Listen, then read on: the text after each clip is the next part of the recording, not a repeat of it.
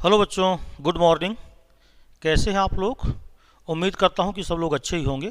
दीपावली का पर्व ख़त्म हो गया है। अब हमको अपनी परीक्षा की तैयारी करना है और मैं क्रमशः आपको वीडियो बना करके दे रहा हूं, जिसमें आज जो मेरा वीडियो है वो लाग की प्रॉपर्टीज पर आधारित है।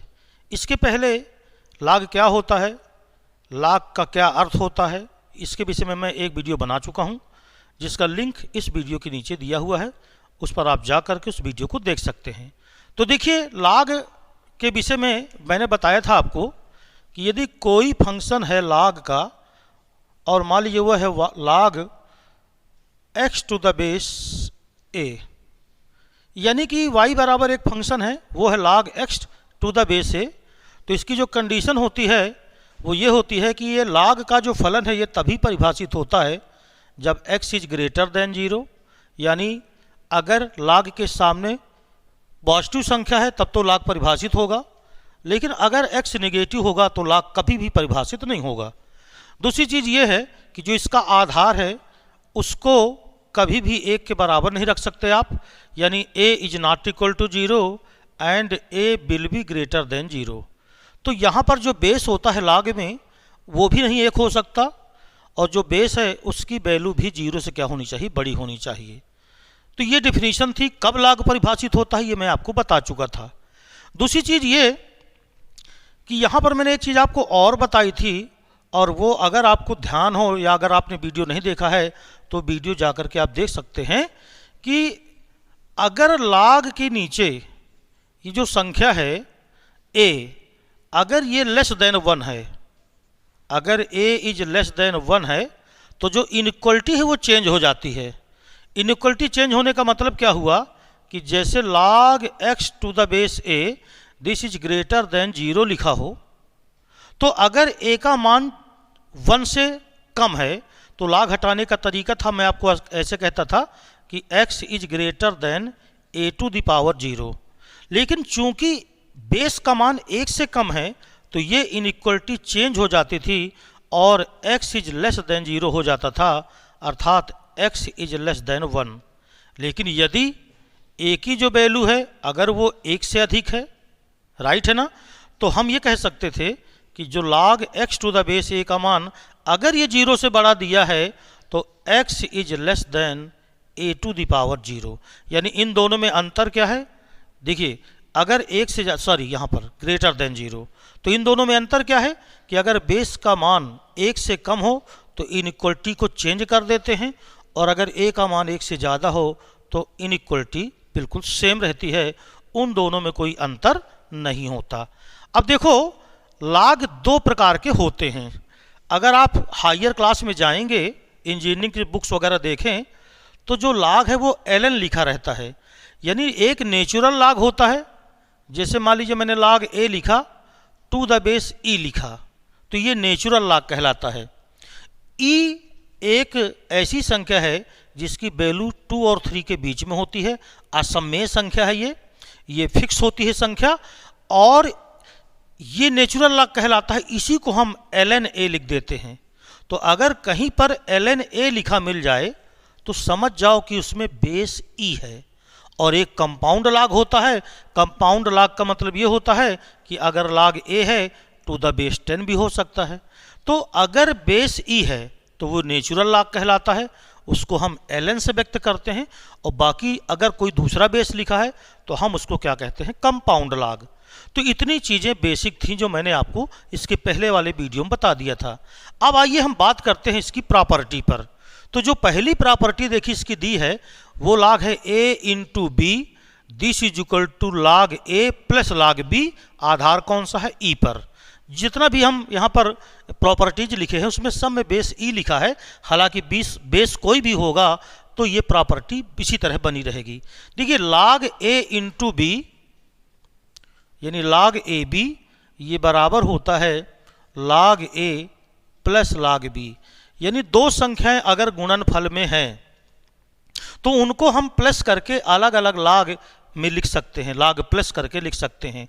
जैसे देखो, log 3 प्लस log 5 लिखा है तो हम इसको लिख सकते हैं log 3 इंटू 5 यानी ये log क्या हो जाएगा 15। इसी तरह मान लीजिए log यहाँ पर लिखा है 100, हमें ज़रूरत है तो हम इसको लिख सकते हैं log 20 और प्लस log 5, क्योंकि प्लस करके लिखेंगे तो ये प्रॉपर्टी है कि log a plus log b है तो उसको हम log a b लिख सकते हैं। तो ये पहली प्रॉपर्टी है। इसी प्रकार जो दूसरी प्रॉपर्टी है, दूसरी प्रॉपर्टी में है वो है log a अपॉन b बराबर होता है log a माइनस b, यानी अगर हमारे पास लिखा हो कि log x बटा y है तो हम इसको लिख सकते हैं log x और माइनस log y। तो log बटे में अगर कोई संख्या है तो हम उसको माइनस करके लिख देते हैं। इसी तरह अगर घात में संख्या है, जैसे log x to the power n लिखा है तो ये घात सदो log के पहले आ जाती है, यानी हम इसको लिख देंगे n log x। जैसे देखो log 4 की वैल्यू तुम्हें चाहिए तो log 4 को तुम क्या लिख सकते हो, log 4 को तुम लिख सकते हो log 2 का स्क्वायर, और ये 2 अगर हम पहले ले आएंगे तो ये बन जाएगा 2 log 2। इस पर बेस्ड क्वेश्चन आते हैं। तो ये जो तीन प्रॉपर्टी हैं ये बहुत प्रमुख प्रॉपर्टी हैं, ये कक्षा 10 से लेकर के 12 तक में तो यूज होती ही रहती हैं। इसके बाद है किसी भी आधार पर उसी log का मान सदैव 1 होता है। इसका मतलब क्या हुआ कि जैसे log 10 है और आधार भी 10 है तो उसका मान सदैव 1 होगा। log a to the base a बराबर 1, log 5 टू द 5 बराबर 1, यानी किसी भी आधार पर उसी के log का मान वो सदैव क्या होता है 1 होता है। इसके बाद अगली प्रॉपर्टी है log a to the base b है।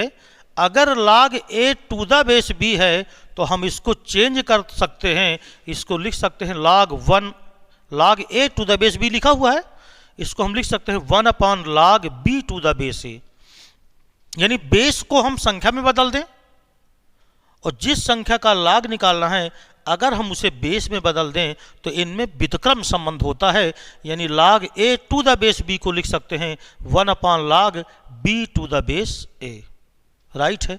इसके बाद है log a to the base b को हम लिख सकते हैं log a to the base b को हम लिख सकते हैं log a upon log b, यानी कि इनको हम अलग अलग log में व्यक्त कर सकते हैं, संख्या ऊपर आधार नीचे। अब यहाँ पर कुछ भी बेस हो सकता है लेकिन दोनों में सेम बेस होना चाहिए। जैसे log a to the base m लिखा मैंने तो नीचे लिखा log b to the base m। तो इस प्रकार ये इसकी बहुत ही महत्वपूर्ण प्रॉपर्टी है। एक प्रॉपर्टी जो यहाँ पर नहीं लिखी है वो मैं आपको बता दूं कि किसी भी आधार पर log 1 का मान यानी log 1 एनी बेस, मान लो a बेस लिखा तो log 1 का मान सदैव क्या होता है 0 होता है। log 1 का मान सदैव क्या होता है 0 होता है।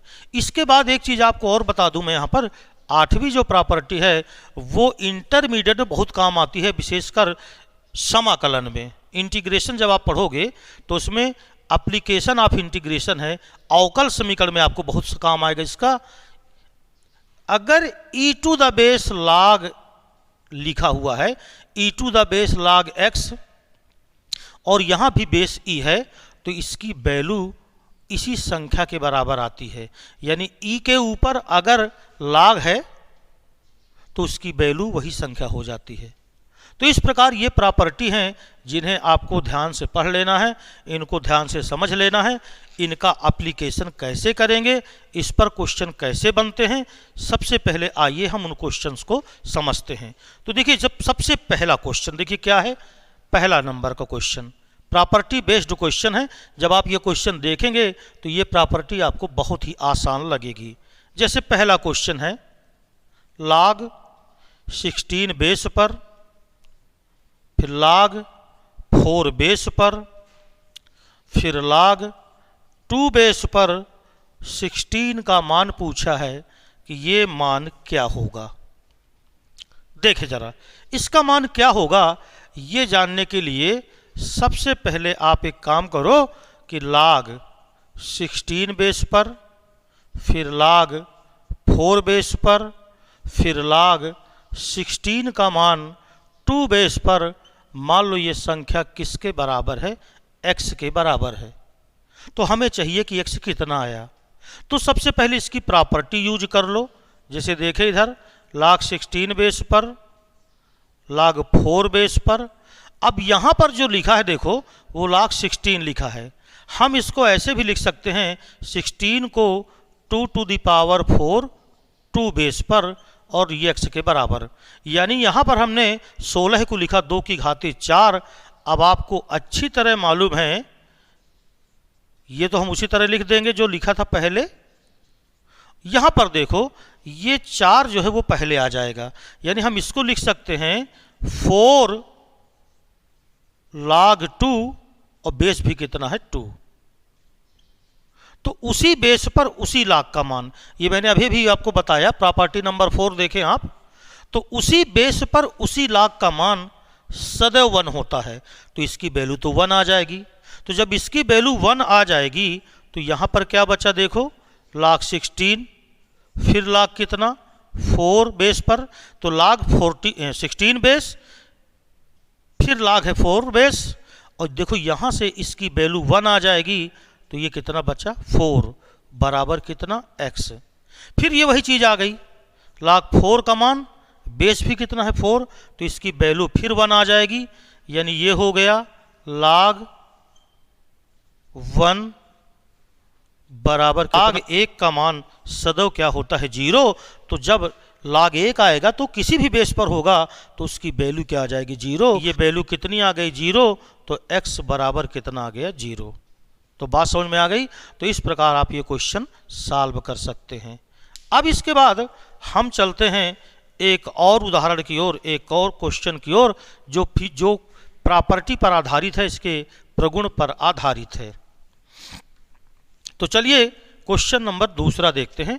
और दूसरा नंबर का क्वेश्चन क्या है, प्रॉपर्टी बगल में लिखी हुई है, प्रॉपर्टी आप चेक कर सकते हैं कैसे लगाएंगे।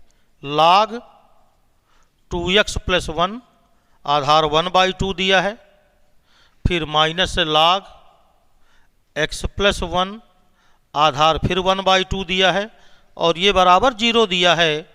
तो आपको वैल्यू ज्ञात करना है किसकी, x की। ये है क्वेश्चन। तो आइए x की वैल्यू ज्ञात करते हैं। देखिए कैसे ज्ञात करेंगे x की वैल्यू। सबसे पहले आपने इस समीकरण को उठाया, log 2x + 1 आधार 1/2, फिर माइनस log x + 1 आधार 1/2 बराबर कितना 0। देखिए दोनों में सेम बेस है, तो log m minus log n ये यहाँ पर लिखा हुआ है, log a minus log b ये बराबर होता है log a बटा b। यानी तुम इसको लिख सकते हो कि log 1/2 बेस पर 2x + 1 अपान x + 1 और बराबर कितना 0। log के हटाने का तरीका है, log हटा दो, 1/2 इधर लेके चले जाओ, अर्थात ये 2x + 1 अपान x + 1 ये बराबर आ गया 1/2 की पावर कितना 0। राइट है ना। किसी भी संख्या में अगर 0 की पावर है तो उसका मान 1 होता है, अर्थात 2x + 1 अपान x + 1 ये बराबर कितना आ गया 1 आ गया। राइट, तिर्यक गुणा करें तो ये हो जाएगा 2x + 1 = x + 1, और 1 से 1 को कैंसिल करो, यहाँ पर मैंने x को कैंसिल कर दिया है, 1 से 1 को कैंसिल करो और x को इधर ले आओ तो 2x - x बराबर 0। तो यहाँ से x की जो वैल्यू आई वो वैल्यू कितनी आ गई 0। तो देखिए ये प्रॉपर्टी पर आधारित क्वेश्चन, हम कैसे इन क्वेश्चन को हल करते हैं, इनकी प्रॉपर्टी का यूज किस प्रकार होता है वो आपको मैं बता रहा हूँ। क्वेश्चन नंबर तीसरा है, आप इनको नोट कर सकते हैं, वीडियो को बीच बीच में रोक करके आप जहाँ पर समझ में ना आए वहाँ पर आप दोबारा समझ सकते हैं। तो जो क्वेश्चन नंबर है यहाँ पर वो है तीसरा, और दिया है log x² base 4 minus log x base 4, और ये बराबर 0 दिया है। तो हमसे पूछा है x की वैल्यू क्या होगी। तो आइए x की वैल्यू देखते हैं कैसे निकालेंगे। देखिए यहाँ पर फिर माइनस आया है, log 4 यहाँ पर भी बेस 4 है और यहाँ पर भी बेस 4 है। तो हम करेंगे क्या कि चूंकि दोनों में आधार सेम है तो ये हमने आधार सेम कर दिया। एक्स स्क्वायर माइनस एक्स है तो एक्स स्क्वायर बटे एक्स बराबर कितना 0। एक्स से एक्स को कैंसिल कर दो, अर्थात यहाँ से आ गया log 4 बेस पर एक्स की वैल्यू आई कितनी 0। log को हटाने का तरीका क्या है, log आप ऐसे हटाएंगे और इसको आप इधर लेके चले जाएंगे, यानी x बराबर 4 टू द पावर 0। किसी भी संख्या में 0 की पावर हो तो उसका मान क्या होता है 1 होता है, अर्थात जो x की वैल्यू आ गई वो कितनी आ गई 1 आ गई। तो इस प्रकार ये कुछ क्वेश्चन हैं जिनको आप समझ सकते हैं कि कैसे हम इन क्वेश्चंस को लगा सकते हैं। जैसे फिर एक क्वेश्चन देखिए, जो चौथा क्वेश्चन है आज का और इस वीडियो का जो चौथा क्वेश्चन है वो चौथा क्वेश्चन आप किस तरह लगाएंगे। इसके बाद मैं एक वीडियो बनाने वाला हूं जिसमें लघुगणक के डोमेन और रेंज कैसे ज्ञात करते हैं वो भी क्वेश्चन आगे करेंगे। तो जो अगला क्वेश्चन है वो देखिए क्या है, वो है सॉल्व फॉर एक्स, यानी x के लिए हमें हल करना है और क्वेश्चन है log 5 बेस पर, log 4 बेस पर, log 3 बेस पर x की वैल्यू 0 के बराबर। तो हमें ज्ञात करना है x का मान। तो देखिए हम x का मान कैसे ज्ञात करेंगे, आप इसको समझने का प्रयास करिएगा। log हटाने का नियम क्या है, ये आप log हटा दीजिए, ये 5 चला जाएगा 0 के नीचे, अर्थात बचेगा क्या log 4 बेस पर, फिर log 3 बेस पर x की वैल्यू बराबर 4 टू द पावर 0। अब 4 टू द पावर 0 का मान कितना होता है 1 होता है, अर्थात ये हो जाएगा log 4 base log 3 base x की वैल्यू बराबर 1। फिर ये log हटाएं और 4 इधर उठा ला जाओ, तो ये हो जाएगा log 3 बेस पर x की वैल्यू ये बराबर आ गई 4 टू द पावर 1, अर्थात log x 3 बेस पर ये आ गया 4। अब हमें क्या करना है कि x की वैल्यू निकालना है, तो log हटाओ और 3 को इसके नीचे ले जाओ, यानी 3 टू द पावर 4, अर्थात x बराबर कितना आ गया 81। तो ये कुछ ऐसी प्रॉपर्टी बेस्ड क्वेश्चन है जो कि आप देख करके समझ सकते हैं कैसे क्वेश्चन को लगाना चाहिए। जो मैंने पहला क्वेश्चन लगाया था उसमें log 1 आ गया था, इसलिए log 1 की वैल्यू क्या होती है 0 होती है। तो उम्मीद करता हूं कि ये क्वेश्चन आपको समझ में आ गए होंगे। log का जो प्रयोग है वो क्लास 12th में बहुत अधिक है, तो अगर आप ध्यान से इसको देखेंगे तो आपको आगे चल के बहुत काम आएगा। फिलहाल कक्षा 10 में भी इसका प्रयोग है और कक्षा 11 में भी है और कक्षा 12 में भी है। तो आपको ये वीडियो कैसा लगा ज़रूर बताइएगा।